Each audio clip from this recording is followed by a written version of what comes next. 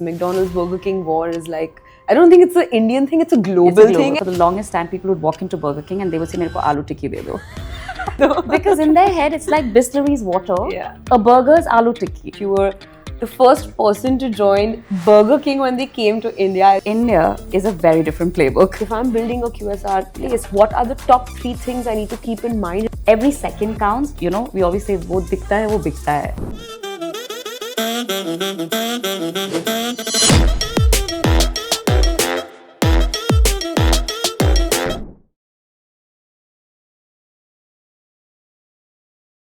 Hi everyone, welcome back to the Found Hers podcast. Our guest for today was the first employee of Burger King when they came to India, and she's here to tell us all about how she grew Burger King in every nook and corner of this country. Hi Cicily, how are you doing today? I'm doing good. Thank you so much, Hinal. How are you? I'm great. I'm so excited to have this conversation. I think more than excited, I think just getting to know that you were the first person to join Burger King when they came to India is just like, wow, like when and how did you make that choice? So it's actually a really funny story. Prior to this, not many people know this, and I think this is going to be quite shocking. I was in the luxury fashion space. Oh, yeah. So before this, I used to work with Reliance Brands. And while I was working there, I kind of got to read in the papers that Burger King was coming to India. And one thing led to another. I think somebody took a chance on me. And that's how I joined. Honestly, Hinal, I never thought that I would stay there for 12 years. And I would actually see the brand from 0 to 500. Yeah, I think it's incredible. I think it's also inspiring, right? Because before I met you, I didn't know a woman was leading such a big company that I think probably I'm ordering in almost That's great to know. every month. And that's Burger King for us. Burger King came to India. McDonald's had been there for like a really, really long time. And of course, McDonald's Burger King war is like, I don't think it's an Indian thing, it's a global thing. And it's something everybody knows, right? Yeah. So, I mean, even in office sometimes, like when somebody orders McDonald's or Burger King, we always have a poll saying, oh, who likes what better? You know, I think it's still there. Much, yeah. Yes, I don't think it'll ever die. No. It's like Coke and Pepsi. It's the same. It's two players. See, so first when we launched, we didn't even come in there. Yeah. They didn't even think that we were a contender because it's so difficult. Because when McDonald's came, if you remember, it was the first time people are having burgers. Yeah. They kind of taught Indian consumers what a burger is. And if you remember, there were lines and the love for the brand, even today, it's love. And I think it came at a time when this generation were kids. So it's a lot of nostalgia. Yeah. So people grew up on aloo tikki. Yeah. So it's a lot of personal love. McDonald's can do anything and they'll forgive. But Burger King does one thing, we don't have that because the brand love forms over time. Yeah. It's also memories. Yeah. You would say that I celebrated my birthday at McDonald's. There's a lot of stories that involve emotion and joy. We haven't spent that much time to get there yet.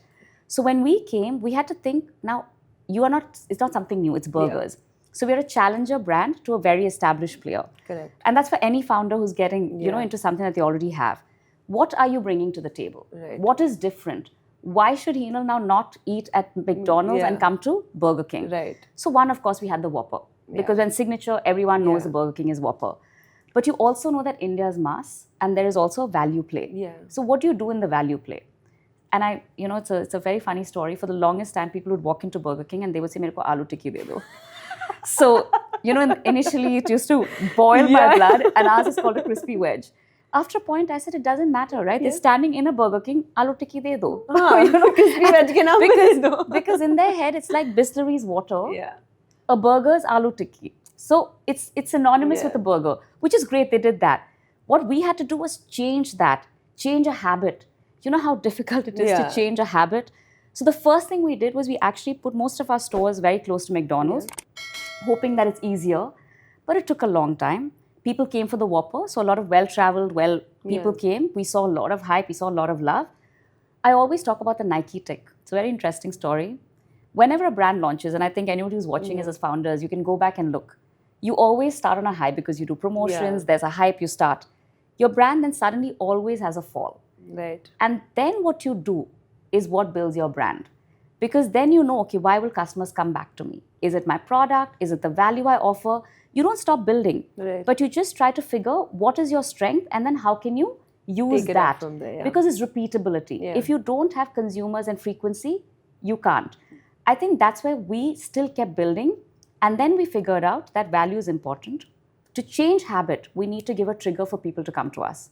So we started running a bit of a promotion, which is a 2 for, and people started coming to us. And today we are a habit. Yeah. And now McDonald's has to actually make an effort to change that habit.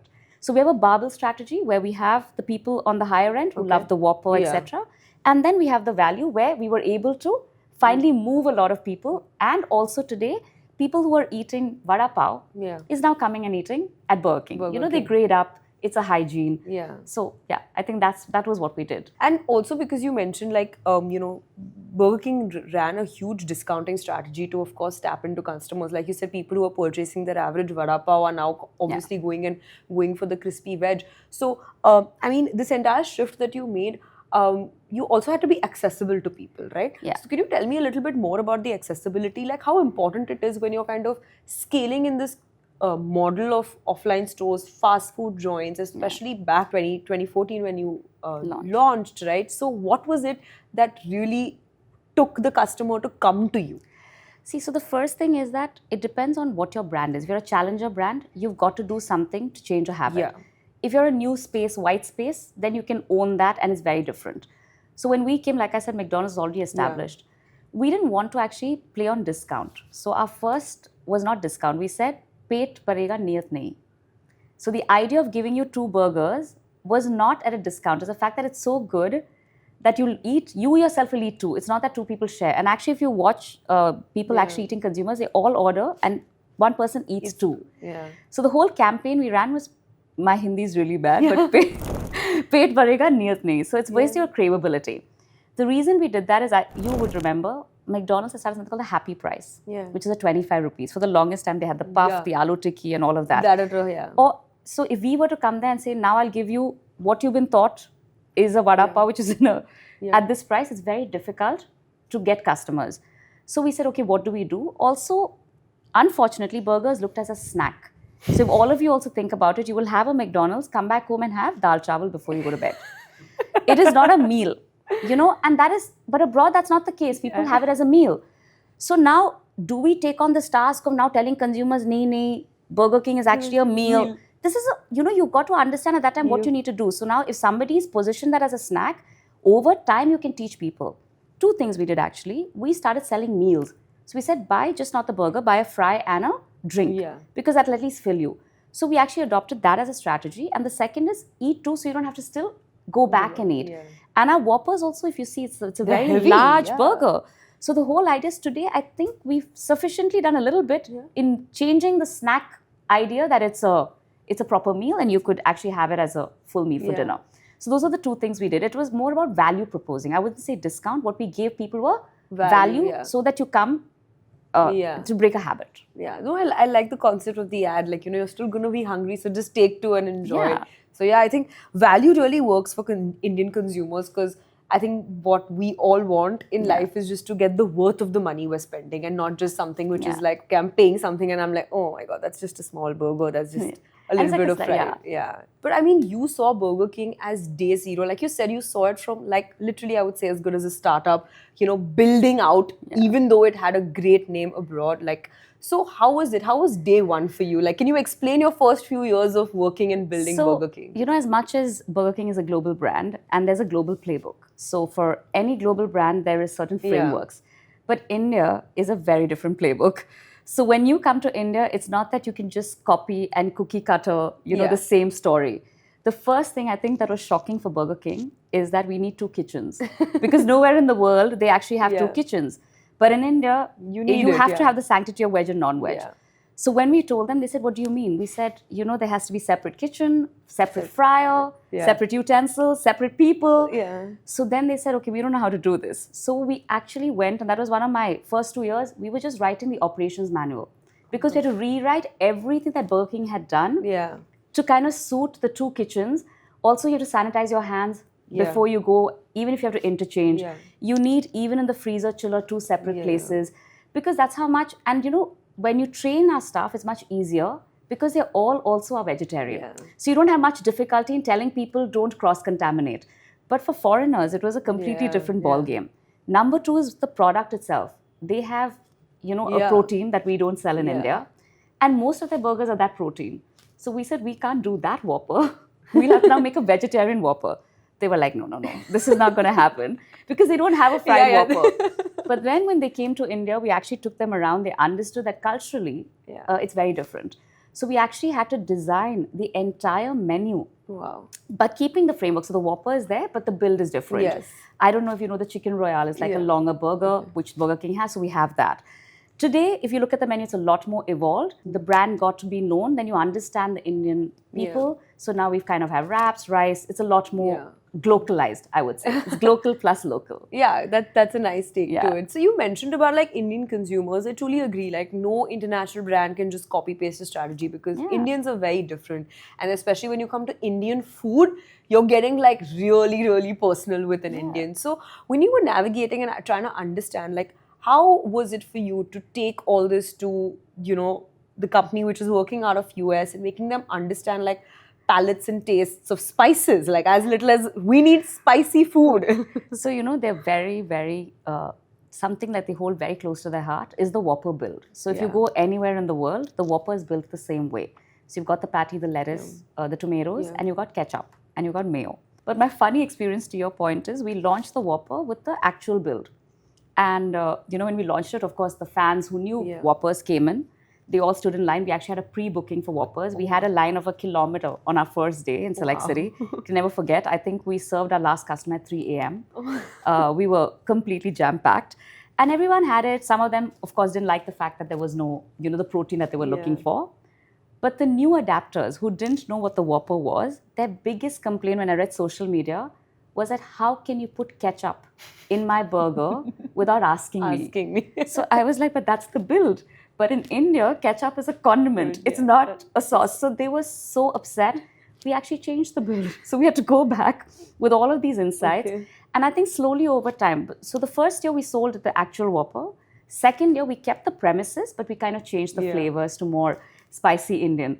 And now I can tell you that a lot of the US staff, when they come here, they love our burgers more than the tandoori burgers, their favorite. So I they mean, actually want to pack it and take it back. And then mix now they're like, our burgers are nothing compared to the Indian burgers. So but that's a very fun fact about ketchup. I actually didn't know that. Like, I didn't the even difference realize. between sauce and condiment. And a condiment. So that's why I said the insights that come from your consumers, for me, is way more valuable than sitting in an office. So I spend most of my time at stores talking to consumers because the little things that you catch are insane. Right. In 8 years, you grew from being the head of ops to kind of becoming the president, right? The journey was, of course, coming with you opening up so many different stores. So I want to get a little bit into the scaling part of it because that's also very, very interesting. And today in India, we have so many F&B businesses. We have cloud kitchens opening. We have QSR models working extensively. And I think food and beverages, like I was speaking to a founder recently and I said, you know, whatever happens to whichever industries, Indians will never stop eating. So the food industry will always be on a high. But now you have so many options, like so many range of options, right? So first I want to know from you, right? When you grew from 100 to 500 stores, what was scaling that like in a place like India? You know, India, and you go through so many macros. So what people don't understand is you have to change that, what you're looking at growth and what defines growth almost every year because the macros change, the economy changes. So the initial years when we were building, we wanted to be a cluster approach. What happens is that you want to put most of your stores in the tier 1 cities.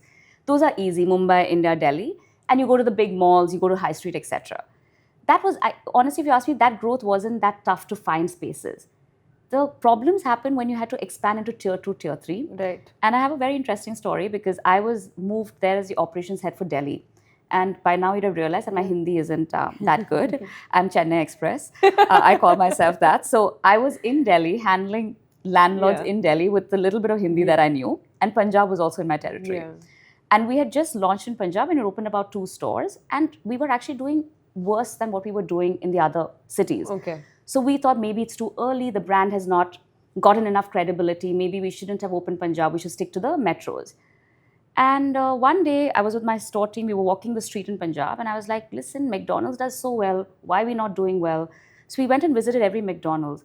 And you know, something stood out so stark and which we didn't catch was that every successful McDonald's in Punjab was actually a drive-through. And we didn't have a drive-through concept because we followed the same format of opening in malls because that worked in Yeah. metros.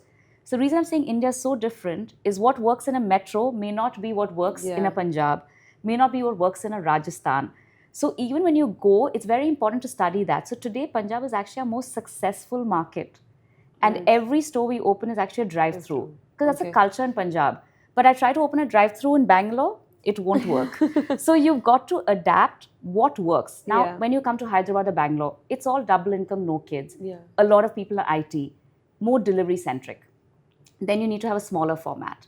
So all this you learn over time. Yeah. And even COVID came. Yeah. Actually, COVID taught me so much. Okay, I mean, and I look back, I look at it as the amount of things that we learned and we kind of restructured our business is amazing. Yeah. Because delivery, suddenly everybody Yeah, started yeah. ordering. Late night was not even a day part. Yeah. You know, we used to shut our stores by 9, 10, 11. We didn't even know that existed. Yeah. Today, it's a significant part of all of our business Yeah. because we realize that. So I think when you look at it to your point, every year we have to change our strategy. The insight that you mentioned about Indian consumers, I think I've said this before also. I feel like every kilometer, every 2-3 kilometers, the customer behavior, the purchase power, everything changes. So you're Even- constantly evolving Yeah, as you're what expanding. you sell in right? Andheri is not what you sell in Bandra. Yes. What you yes. sell in Gorega, even everything changes. The kind of, you know, even the protein that we sell is so different. Yeah. When you actually, and South is completely different. Yeah, so I want to get a little into that, right? And how have Swiggy, Zomato joining the market, right? Like, did that really change the way in which Burger King was able to expand and serve their clients, especially because during COVID, delivery, like you said, was on a high. So of course, that became a very big revenue stream for you. So how was that? It's actually a very funny story. When Burger King launched in 2014, I don't know, maybe you don't remember, there was no Swiggy and there was no Zomato. So, I literally passed 10th standard when Burger King came to India. So, you know, when we had to start delivery at that time, I don't know if you know, everybody had a menu. Yeah. They would call the store and they would bring the burger. Or Domino's was doing it with their own riders. So I still remember, because we used to wear many hats, one of the hats that I had was, how do we start delivery at Burger King? But we were very clear from the beginning, we don't want it to be very capex heavy, so let's not buy bikes, think different. And I always challenge myself to think different. So I would come up with the most bizarre ideas, you know, because I'm like, why not? At that time, I'd given an idea of cycles. This is back then. Oh, wow. But everybody shot it down, obviously, but now it's a cool thing. So we said, okay, can we have, that was a time when, I don't know if you know, there was like Rapido, there were bikes that you could rent from Shadowfax, etc. Okay. So we were trying to get them on rents. We did a lot. Swiggy was called Bundle then, and they just launched in Bangalore. And I'm a Bangalore girl, I studied there. So I used to go back. All my friends are like, this coolest thing has come. Do you know you can order food at night? And anything you want comes home. This thing called Swiggy. I was like, really? So that's how Swiggy was. And I still reached out. There were 3 people in Swiggy. Yeah. And I said, do you want to tie up? Do you want to do this? We were actually the first to tie up on Swiggy Oh. at that time. And so we still have that relationship with them. Then I reached out to Zomato. But Zomato at that time used to list, you know, the menus, etc. But they didn't have this.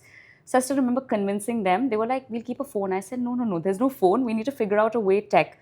So we were actually very integral part in getting this movement of third-party integration of aggregators. Because we had the first tech, because we wanted to make sure nobody's picking up phone calls. Yeah. So we actually worked, even the first, I don't want to mention the name, but the first tech who actually kind of did all this for us is also the first time they worked with us. Oh, wow. So we have actually been a very integral part of the third aggregators growing, and we all grew together. Nice. So for me, it holds a special place. Now it's different. It's a love-hate relationship for different reasons. But I think looking back, all 3 of us started out this journey together. Wow. So very close friends with all of them still. But Because we went through the did highs. not know that. That is amazing. Yeah. But now it's a different, I mean, of course, they are who it's they are, and changed, it's changed. But And do you think like these new brands like Nino Burgers, Good Flippin', which are like really taking on, I don't think they're trying to sell as healthier, but just more fresher because they're gourmet. going, gourmet. So that was also the wave of fast food joints not being good. You know, So you'll be surprised, Heenal, that there is a certain segment for that. Definitely. Now, could that be 1,000 stores? No. That's the difference. So I think when you launch a brand, that's the first question you need to ask. What's the size that I want? So Burger King and McDonald's are very clear. We want to be 1,000 stores. Domino's is 2,000. Yeah. Right? So if that's it, then you've got to be more accessible. But you come as a Nino's or a Gourmet burger and you say that I want to be 400 stores like a Starbucks. Absolutely yes. So then you can stick to a price point, which there's a segment. And by the way, all these people also will trade up eventually over time. But you'll be scaled for some time at a certain level. Got it. And there is definitely a market, even we do, and people love, these burgers. And like I said, in Gurgaon, Delhi, now they will not be able to open in an Ahmednagar. Yeah. They will not be able to open in a Mysore. You know what I mean? But they have their catchment, and slowly they will grow. But that is a trend catching on, but it's a slower scale.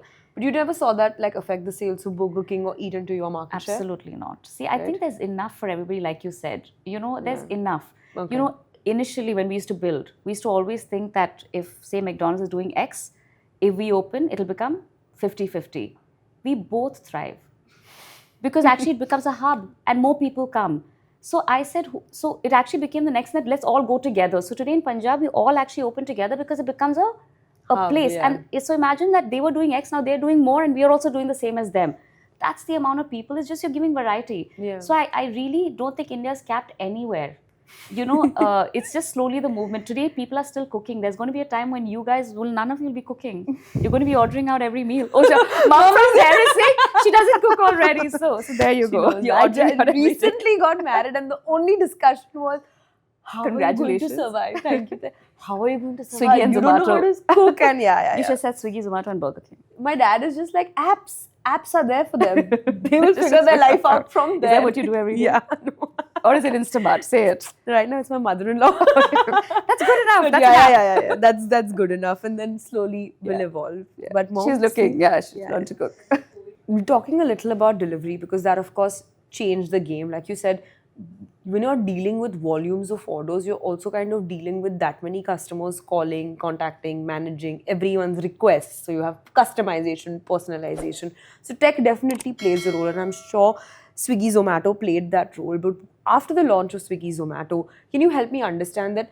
Did you see a change in your offline stores? And let me just tell you from what lens I'm asking this. It's from, like, for example, like I'm a founder, I'm a startup founder. I've got my 100 stores, and now I'm looking to get into scaling. What is the step in today's day and age? Should I look at these cloud kitchen models because delivery is what's working now? Because you've got it's just crazy. People are working very busy and they don't have the space to come visit. Or do you still think like a store where people can come, sit, eat, engage does work? I think it depends on what your brand is. But today, if I was launching a brand on my own, I would still go for experience and dine in. Because I think in India, consumers still like to sit, eat. And second, just from a unit economics, a cloud kitchen doesn't work. Okay. I think you can go back and look at any cloud kitchen, and I can guarantee that none of them are making money. Because the numbers won't add up. Right. Because what you pay to the delivery commissions eats up everything else that you have. And in India, what is seen is what is loved. We always say, wo dikhta hai, wo bikta hai. So the minute your brand is not seen as a cloud, people don't really relate to it. And the only way they see you is on a Swiggy, Zomato.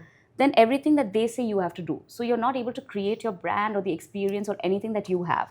So for me, just a cloud kitchen, personally, I think you'll have to look at a lot of things before you actually get into it. Or you start your own delivery, or you have to have a way of having a takeaway at least. And today it's almost science. If you ask me, running a QSR chain is science. Break that down for me. So what do you even mean? the food, cooking, everything, there's a time. Okay. Everything is on time. Everything has to be thrown at a particular time. There is a temperature. Everything has to be held at. Even in the food wrapping, how you wrap it, who wraps it, where it's kept, how it moves. So even the food moves only in one direction, in a linear, so that there's no people crossing their path. Right. Because you're high volume. So you don't want, time between any people. Where you place your drink station, where you place your fry station, how close are you to the pause, how many steps do you have to take? Okay. We go through all of that. Funny little incident. We actually had our toasters for 10 years placed in a particular way. And I have a very good person who works with me. He went to the store and he said, the issue is all our kids who work at the store are your height, which is tiny. And hence, the way the toaster's placed, they have to literally go up on their toes to put the bun in. And it's taking 3 more seconds. But I figured that if you just turn the toaster this way, it's much easier and it actually reduces 4 seconds. We actually did that and it actually increased our throughput. Wow. So it's science. It's science. Actually a business of pennies, it's a business of seconds. So when you're building in QSR, like this whole process development, like what you were explaining to me when I first saw The Founder, which was the story of McDonald's, there was this scene where they show where he's literally taken all of them on the basketball court and he's making them do the whole system to ensure that timely delivery happens. Yes. And I found that extremely cool. Can you break that down for me. Like if I'm building a QSR place, what are the top 3 things I need to keep in mind in order to ensure there's an efficiency in my kitchen for good output? So one is labor efficiency. Okay. Second is, like you said, it's called a quick service. So you expect your food within a certain time. We actually time our food is supposed to be out in 5 minutes, max out, right? Because earlier there was no customization, so it was 3 minutes. The order should take only 30 seconds. But I'll be very honest with you, in India, it takes way more than that, because it's not one person ordering, aap kya khayega? Isme kya dalu? So that becomes a family conversation. So if I leave that out, as they're punching, it actually shows in the kitchen. Yeah. So what we do is, when we make the kitchen, we make it so that there is nobody going to crisscross each other. So where we keep the fryer, where we keep the table, where do you hang, nobody should have to reach for anything. Okay. So if you're standing, your napkins, your ketchup, your straws, should you be could like just turn around. Access, so when you place one person, how many jobs can he do without taking a step? Understood. So the distance between the counter and the drink station. Got it. From the drink station, how far is the burger? Where do you place the buns? Where does the person have to go? So everything you have to design your kitchen, number one. Number two, outside, if you're having, how many tills should be there? Very important, because earlier it was tills. The more number of tills, the more people you can see. So in Starbucks, many a times I walk off because there's a line. Yeah. Because they take forever. I'm like, I can't stand in this line. There's only one till always, So important. I'm sure that they lose at least 20,000 business a day. It bothers me, because I'm like, if I were you, I would open the second till, you know. So things like that. For a QSR, it's about speed. So even when we launch a new product, you know, of course, the chef will come with the best product and say the cooking time is, say, 6 minutes. We all glare at him, because we want only cooking time of 2 minutes or 3 minutes or 5 minutes, because that's how quickly you can give out the product. So everything from uncomplicating the process, keeping it simple, every second counts. So from designing the layout to even entry, so where the door is, we make sure that where do you have the self-ordering kiosk? Is there a block? Can keep people move easily? Can everybody, because if there's a bottleneck, you're back in the same situation. So I think when you open any store, I think just the way people see, it should be welcoming. And depending on what you want to do, the throughput is very important. So we actually map out everything. That's very interesting. So now I know that when I'm entering a store, now you can look at it. Designed it for me to follow that path to reach that place. And now when you look at it, you'll understand. Like when you're saying it only, I'm like imagining it, because I know that a lot of the self-placing orders, they're the first thing when you enter. It's like, it's right there. And if you don't want it, you go ahead and the till is like because right you're trying there. to tell you, please order on your own. And if you still want, then you can come. How long does it take for a QSR model to get profitable in India? It depends on what you're looking at. If you're looking at something like a McDonald's or a KFC or a Burger King, you're building. And when a brand is building, it's going to take, because you're rolling back the money and the capex is very high, right? And also it's a global brand. So, but if it's an Indian QSR, if you ask me, I think it will not take that long, because you don't have a lot of additional line items that global has. And also the equipment, everything is more localized.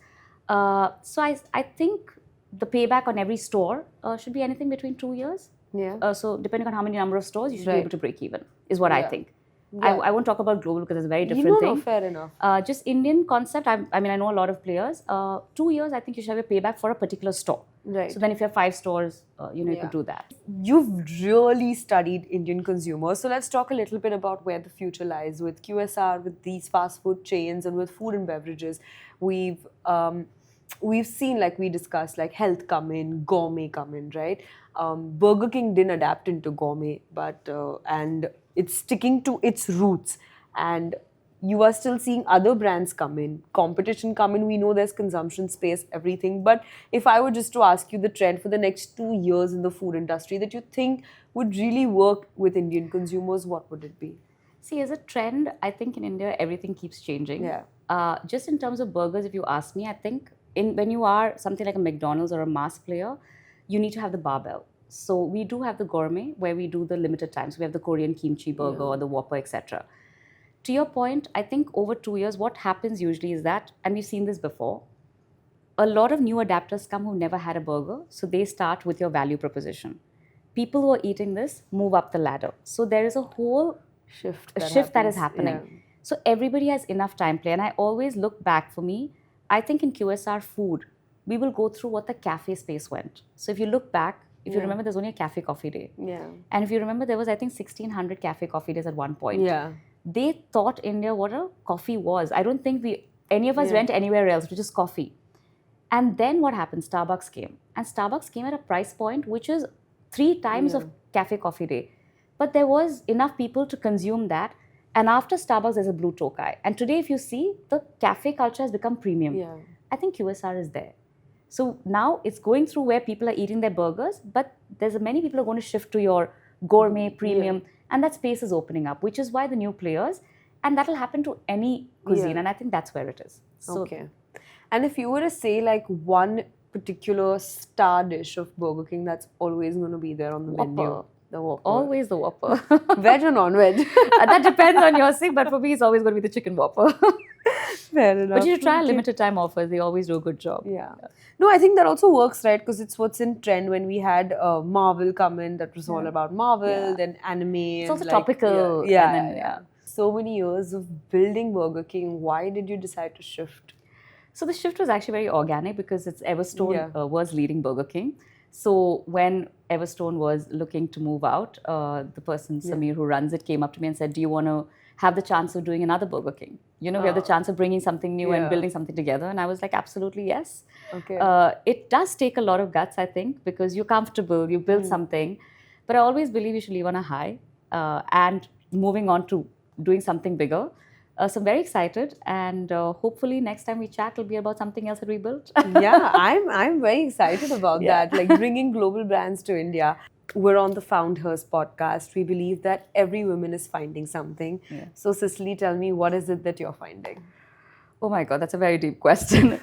I think for me, when I just started working, I still remember, I think it was my dad. So he asked me, what according to you is success? And I looked at him and I said, I don't know how to answer that, but I want to be the CEO. And, you know, everybody laughed at me. And I this is me all of like, I think 15. And I still remember when I joined my first job and I was in training, somebody asked me the question that time also, that where do you see yourself 10 years from now? And I said, as a CEO. And they all still laughed at me because I was in training. Yeah. I was a cost center. I wasn't even a revenue center. But I think when you have that vision, and in that journey, I found myself many times because I've done things like supply chain, which I didn't know. Even today in my role, I'm an operator. I've done that. I've done businesses. I've never done valuation, financial, etc. That's something that I'm learning. So I think every role that you take, I think you find something that you're not. Today, I realize that I'm not patient, and that's something that I need to learn in this new role. So I think I'm finding patience currently. I love that. I love that you're so honest about it. But thank you so much for taking the time out to do it. I think not only me, a lot of people had no idea that this is how a big global company grows. Because let me just tell you, for me, Burger King, McDonald's, Sephora, any brand that's international that's come here, for me as a founder, it felt like, it's easy. They've got a brand image, right? How tough is it going to be for them to sell? Yes. But I mean, you're here and you sat and know that there are these other problems you deal with. But like, culturally developing in a country like India is not easy. So irrespective if you're a big giant or a startup, it's still the same hustle. It's still the same hustle. So thank you so much for sharing that. Thank you, Hina. Lovely having a chat. Thank you so much for having me. Thank you. Thank you so much for tuning in on this episode of the Found Hers podcast. I'm super hungry because all I can see and think is of a burger. So if you liked it, please like, share, subscribe and order Burger King and watch the rest of the episodes.